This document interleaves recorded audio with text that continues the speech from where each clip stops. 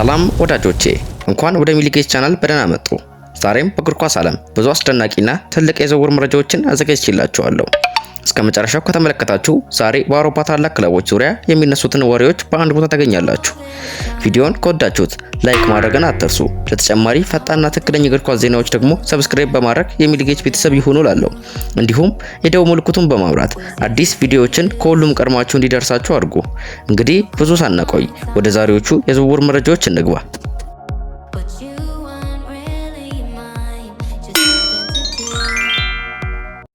ወደ መጀመሪያው የዝውውር ዜና ስናልፍ ምባፔ ኦሊሴን ወደ ሪያል ማድሪድ ለማምጣት እየገፋፋ ነው የሚል ከፍተኛ የዝውውር ወሬ ተሰምቷል።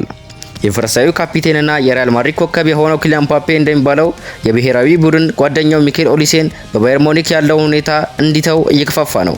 በሪፖርቶችም መሰረት ኦሊሴ ከወርልድ ካፕ በኋላ ከባየር ሙኒክ አስተዳደር ጋር ስለ ወደፊቱ ውይይት ሊያደርግ ነው ተብሏል።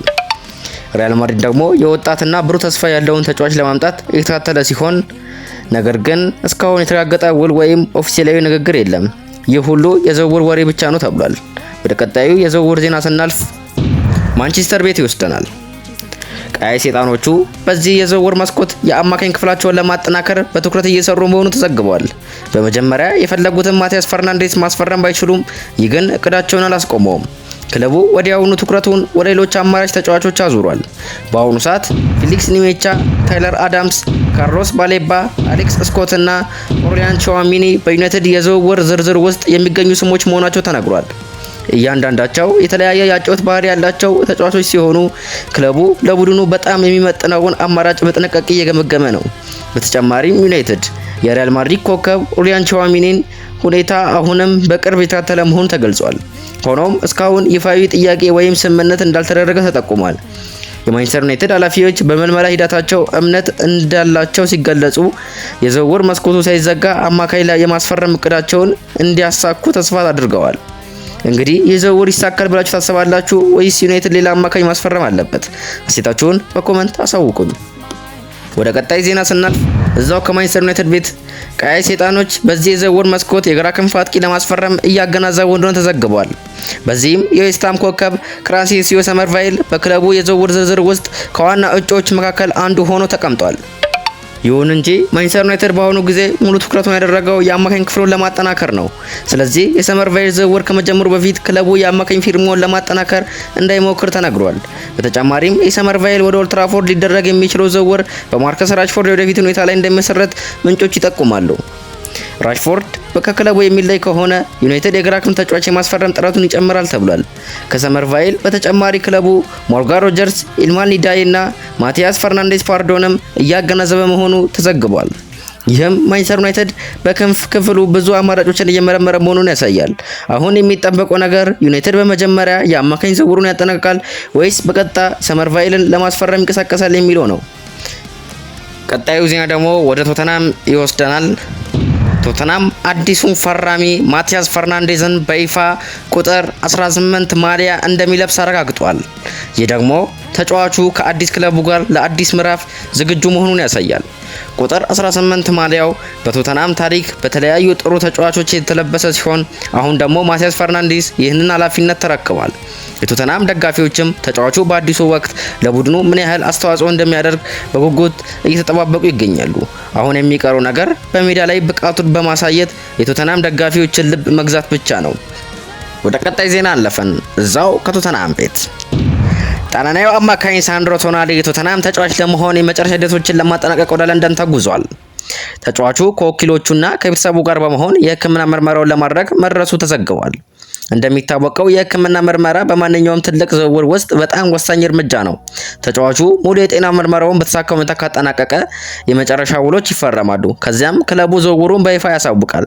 ቶተንሃም በዚህ የዝውውር መስኮት የመሃል ሜዳውን ይበልጥ ለማጠናከር በትኩረት እየሰራ ሲሆን ቶናሊ የቡድኑን መሃል ሜዳ ጥራት እና ተፎካካሪነት እንደሚያሳድግ ያምናል። የሱ የኳስ ቁጥጥር፣ የማቀበል ብቃትና በጨዋታ ውስጥ ያለው ራዕይ ለቡድኑ ትልቅ ጥቅም ሊያመጣ ይችላል ተብሎ ይጠበቃል። በሌላ በኩል የቶተናም ደጋፊዎችም ይህ ዝውውር ከቀናት ውስጥ በይፋ እንዲጠናቀቅ በጉጉት እየተጠባበቁ ነው። ምክንያቱም ክለቡ ከአዲሱ የውድድር ዘመን በፊት ዋና የዝውውር እቅዶቹን ለማጠናቀቅ ፍላጎት አለው። እስካሁን ድረስ የክለቡ ይፋዊ ማስታወቂያ ባይወጣም የሕክምና ምርመራው መደረጉ ዝርዝሩ ወደ መጨረሻው ደረጃ መድረሱን ያሳያል። ስለዚህ በቀጣዮቹ ሰዓታት ወይም ቀናት ውስጥ ሳንድሮ ቶናሊ የቶተንሃም ተጫዋች ሆኖ በይፋ የሚቀርብበትን ማስታወቂያ ልንመለከት እንችላለን።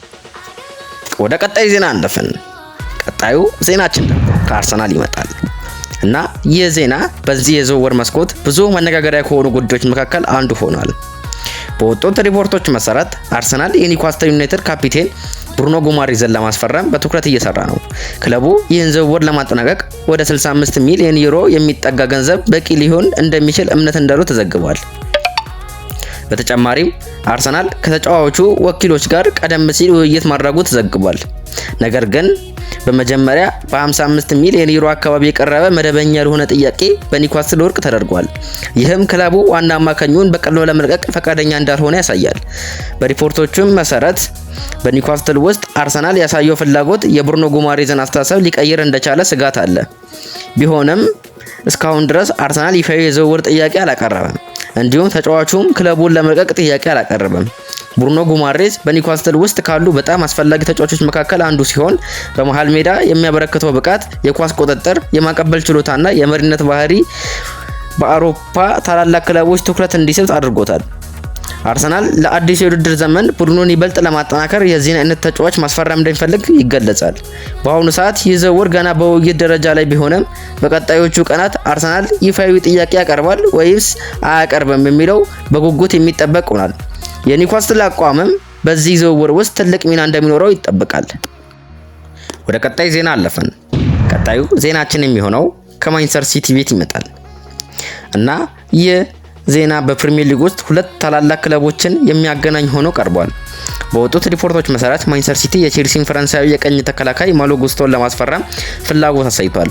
ተጫዋቹ በወጣትነቱ ቢሆንም ባሳየው ብቃት የብዙ ታላላቅ ክለቦችን ትኩረት መሳቡ ተነግሯል። በሪፖርቶቹ መሰረት የማንቸስተር ሲቲ አሰልጣኝ ኤንዞ ማሬስካ የማሎ ጉስቶ ብቃትን በጣም እንደሚያደንቅ ተገልጿል።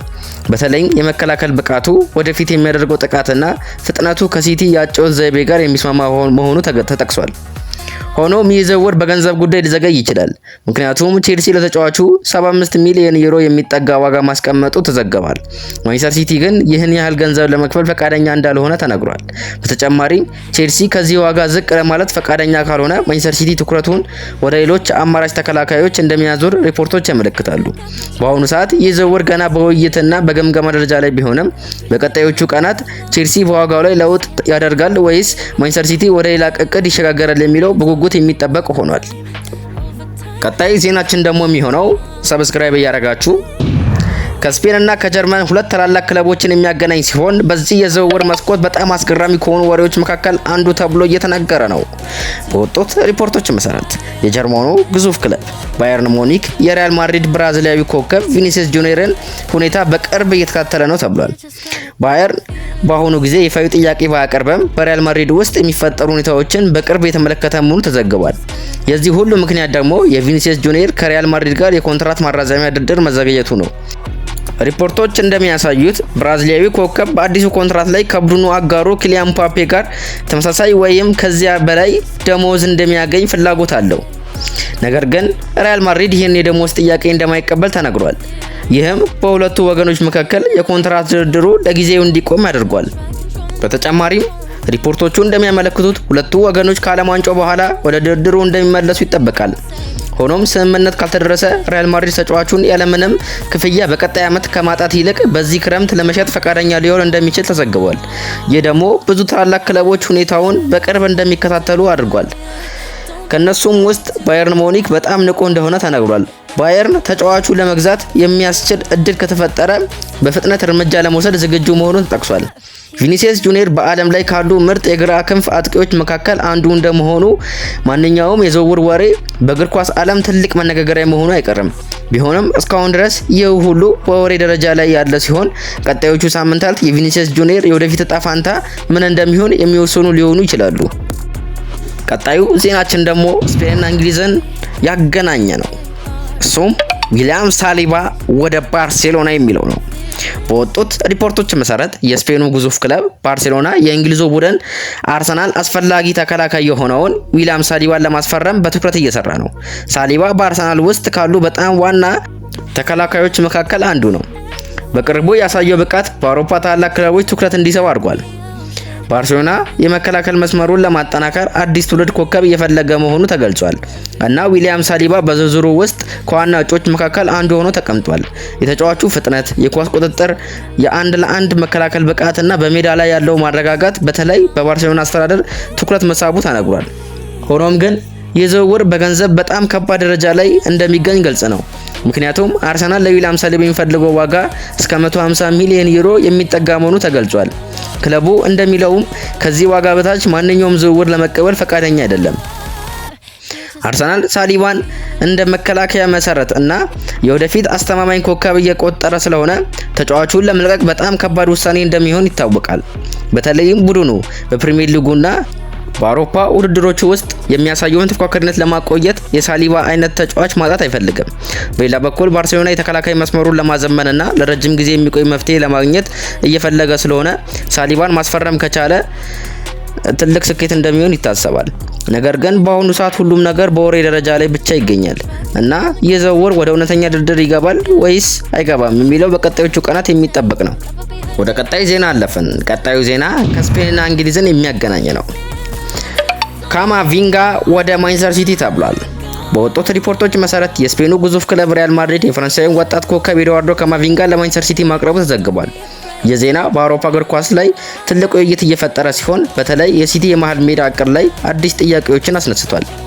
በሪፖርቶቹ እንደሚያመለክቱት ማንቸስተር ሲቲ አሁን በቀረበው እድል ላይ በቅርብ ጥናት እያደረገ ነው። ክለቡ በተለይ የካማቪንጋ የተለያዩ ቦታዎች ላይ የሚጫወት ችሎታ፣ ፍጥነቱ፣ የኳስ መቆጣጠር ብቃቱና በጨዋታ ውስጥ ያለው የአእምሮ ብልህነት በጣም እንደሚያስደስተው ተገልጿል። ካማቪንጋ በሪያል ማድሪድ ውስጥ በመሃል ሜዳና በየትኛው የመከላከል ሚና ሊጫወት የሚችል ተጫዋች ሲሆን ይህ ተለዋዋጭ ችሎታው በፔፕ ጋርዲዮላ የጨዋታ ስርዓት ውስጥ በጣም የሚስማማ መሆኑ ተጠቅሷል። በሌላ በኩል ይህ ዝውውር እውነት ከሆነ ማንቸስተር ሲቲ በመሃል ሜዳ ላይ ያለውን ጥራት የበለጠ ሊጨምር እንደሚችል ይታሰባል። ነገር ግን ይህ ጉዳይ እስካሁን በመጀመሪያ ደረጃ ጥናት ላይ ብቻ እንደሚገኝ ተገልጿል። ሪያል ማድሪድ በበኩሉ ከወጣቱ ኮከብ ጋር የወደፊት እቅድ ያለው ቢሆንም የገንዘብ ግምገማ ወይም የቡድን ስትራቴጂ ለውጥ ካለ እንደሚከፍት በሚዲያ ላይ ተናግሯል።